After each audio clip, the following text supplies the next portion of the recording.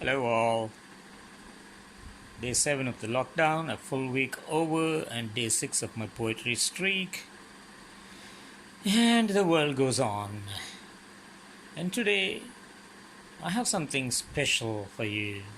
Well, every day is special, every poet is special, but this one's even more special.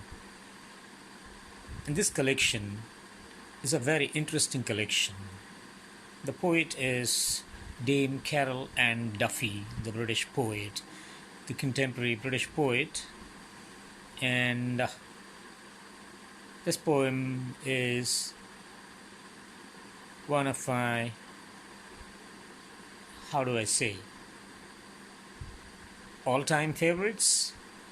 The whole collection is. The name of the collection is called The World's Wife. It's a very, very, very witty and funny take on all the world's popular misters through the ages and what their misses or miss or counterparts would like to think. And this one's called Mr. Midas. It's a very, very poignant poem. It's a very witty poem. It's so beautifully constructed, and you will appreciate it as I read it. Slightly longer poem. Here goes. Mrs. Midas.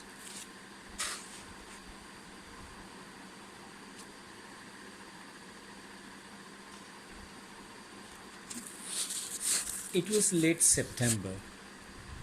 I had just poured a glass of wine, begun to unwind, while the vegetables cooked.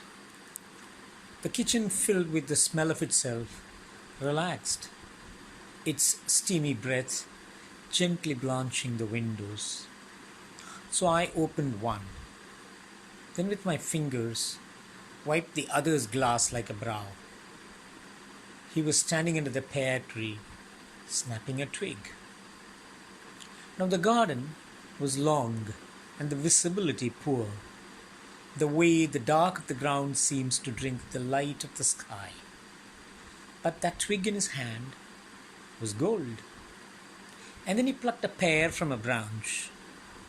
We grew fondant d'automne, and it sat in his palm like a light bulb.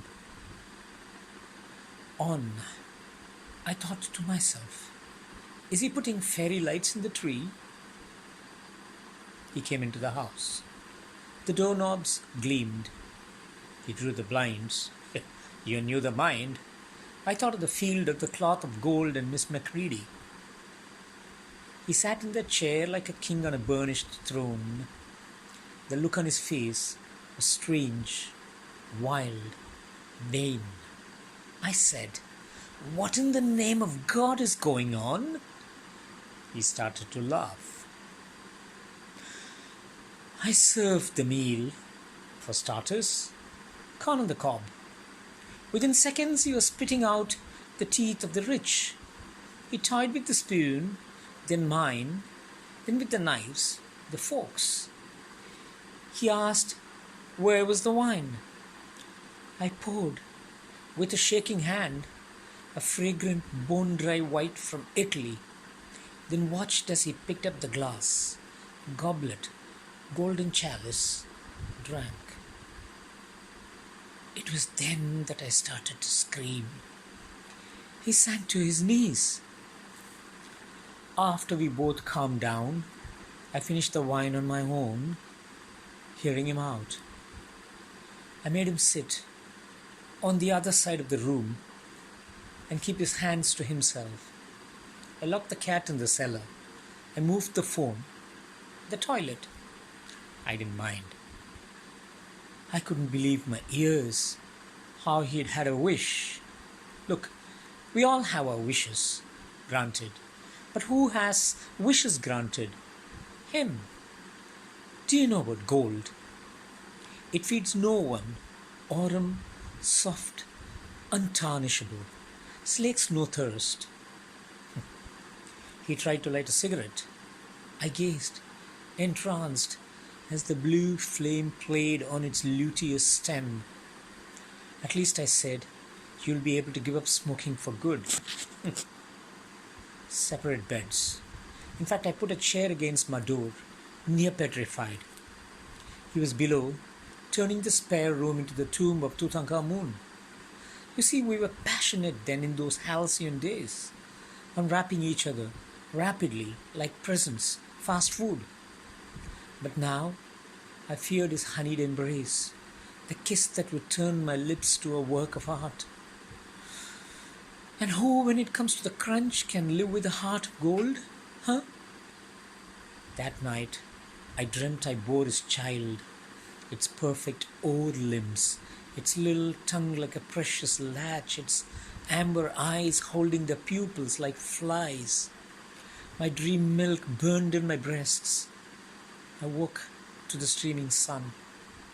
So, he had to move out. We had a caravan in the wilds, in a glade of its own. I drove him up under the cover of dark.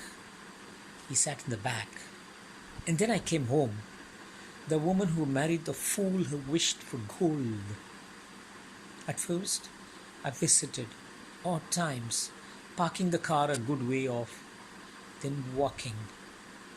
You knew you were getting close. Golden trout on the grass. One day, a hare hung from a larch, a beautiful lemon mistake. And then his footprints glistening next to the river's path. He was then delirious, hearing, he said, the music of Pan from the woods. Listen. That was the last straw. What gets me now is not the idiocy, or greed, but lack of thought for me. Pure selfishness. I sold the contents of the house and came down here. I think of him in certain lights, dawn, late afternoon. And once a bowl of apples stopped me dead. I miss most, even now, his hands, his warm hands on my skin, his touch. Thank you.